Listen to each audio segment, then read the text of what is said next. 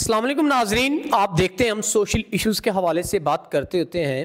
آج جو بہن میرے ساتھ موجود ہیں یہ اپنی پریشانی کو لے کے آئیں، کیونکہ ان کی جو ایج ہے وہ 40 سال ہو چکی ہے، لیکن کچھ عمر کی وجہ سے، کچھ غربت کی وجہ سے رشتے نہ آئے، جن کی وجہ سے ان کو پریشانیوں نے گھیرا اور یہ کافی پریشان حالت میں ہمارے پاس آئیں۔ یہ خودکشی کرنا چاہتی تھیں، لیکن ان کو ہم نے سمجھایا کہ یہ کوئی کسی مسئلے کا حل نہیں ہوتا خودکشی۔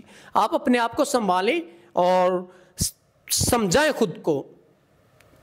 یہ ضروری تو نہیں ہوتا کہ اگر کوئی غریب ہے یا عمر زیادہ ہے تو وہ خودکشی کر لے، یہ چیزیں ضروری نہیں ہوتی۔ ہم نے ان کو سمجھایا تو انہوں نے کچھ ہماری باتوں سے اتفاق کیا، تو ان کی آواز ہم آپ تک پہنچا رہے ہیں۔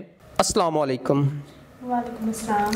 اچھا بہن، آپ مجھے یہ بتائیں، آپ اپنی زندگی سے اتنا پریشان کیوں ہیں؟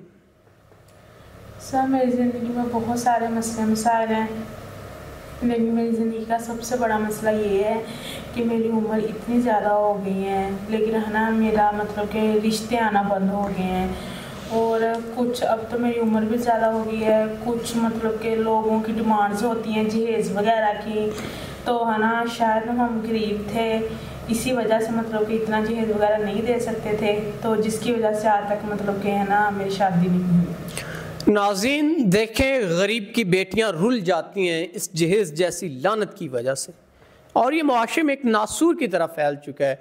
طرح طرح کی ڈیمانڈز کی جاتی ہیں، ایک تو ان کی عزتیں لی جاتی ہیں، اوپر سے ان سے جہیز کی بھی ڈیمانڈ کی جاتی ہے۔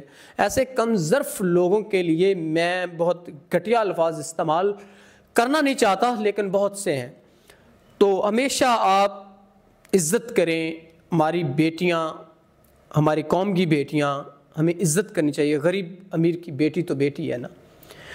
تو بہن، آپ اتنے مشکل حالات میں ایک عمر کی وجہ سے، کچھ غربت کی وجہ سے آپ کا رشتہ نہ ہوا، تو اب اگر کوئی سنسیئر پرسن جو کہ آپ کے مسئلے مسائل ہیں، جو بھی آپ پہ قرض ہیں یا جو بھی آپ کے گھر کے مسئلے مسائل ہیں، اگر کوئی شخص وہ ادا کر کے آپ سے نکاح کرنا چاہے، اس جو آپ کے مسئلے، جو پریشانی ہے، جو ڈپریشن ہے آپ کو، اگر اس کو کوئی ختم کرنا چاہے تو آپ کا کیا ارادہ ہے؟